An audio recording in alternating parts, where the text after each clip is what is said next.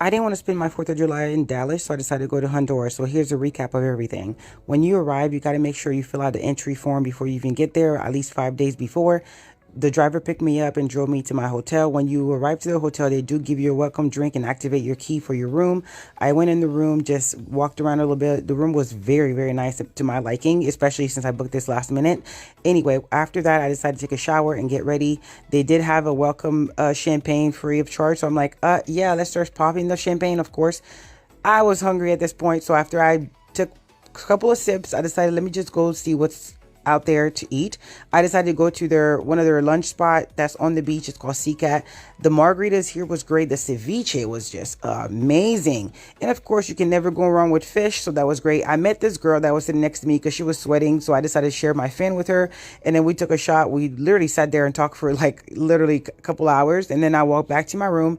When I got to the room, I decided to take a shower and then relax a bit and drink some more bubbly. And after that, it was time for me to get ready for dinner. At this point, I was extremely tired, but I forced myself to go to dinner because I'm on vacation.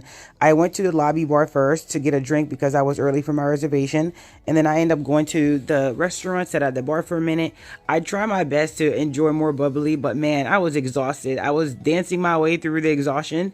I ordered some pasta. I couldn't even finish this, so I took it to go, which I ended up eating in the middle of the night, by the way, cold, because it was so good and I was still hungover. But anyway, I had a great night's sleep. And then the next day I woke up, I was extremely exhausted, but it was time for me to get the show on the road. I got ready. Then it was time for me to actually leave the hotel and go sightseeing throughout Honduras.